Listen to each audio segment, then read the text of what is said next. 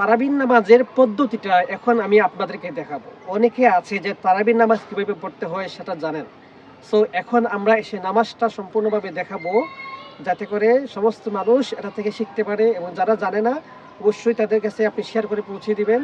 সর্বপ্রথম আমাদের জানতে হবে তারাবির নামাজ কয় রাকাত করে পড়তে হয়। তারাবির নামাজ 2 রাকাত করে পড়তে হয়। আপনি প্রথম 2 রাকাতের জন্য নিয়ত করবেন। আর সূরা তারাবি আর খতমে তারাবি সে দুইটা নামাজের একই নিয়ত। শুধু খতমে তারাবির মধ্যে কোরআন শরীফ সম্পূর্ণভাবে শেষ করা হয়, আর সূরা তারাবির মধ্যে ছোট ছোট সূরা দিয়ে পড়া হয়। এটাই পার্থক্য। নিয়ত আমাদের আকাঙ্ক্ষায় যথেষ্ট। আমরা যে তারাবি নামাজ পড়তে আসছি এতটুকুই যথেষ্ট। অন্য কোনো নিয়ত করা শর্ত নাই। তো আমরা নিয়ত করলাম, আল্লাহু আকবার, আলহামদুলিল্লাহি রাব্বিল আলামিন, আর রহমানির রহিম, মালিকি ইয়াউমিদ্দিন ইলা আখির। অর্থাৎ শেষ পর্যন্ত। যেহেতু ভিডিওটি লম্বা হয়ে যাবে এজন্য আমি এতটুকু পর্যন্ত পড়লাম। এরপরে অন্য একটা সূরা আপনি মিলাবেন।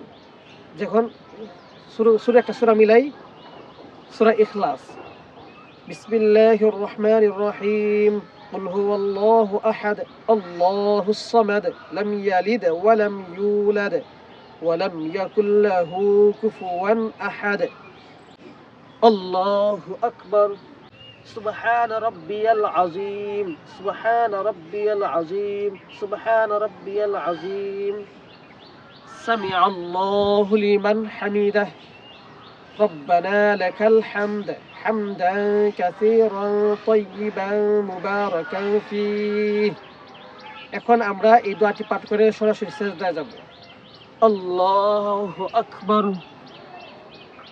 سبحان ربي الأعلى، سبحان ربي الأعلى، سبحان ربي الأعلى، الله أكبر، الله أكبر، سبحان ربي الأعلى، سبحان ربي الأعلى، سبحان ربي الأعلى، الله أكبر। এভাবে আমরা তাশাহুদ পড়ব এবং দুরূদ শরীফ পাঠ করব এবং দোয়া মাসরা পড়ব। এটি শেষ করার পরে আমরা সালাম ফিরাবো। আসসালামু আলাইকুম ওয়া রাহমাতুল্লাহ, আসসালামু আলাইকুম ওয়া রাহমাতুল্লাহ,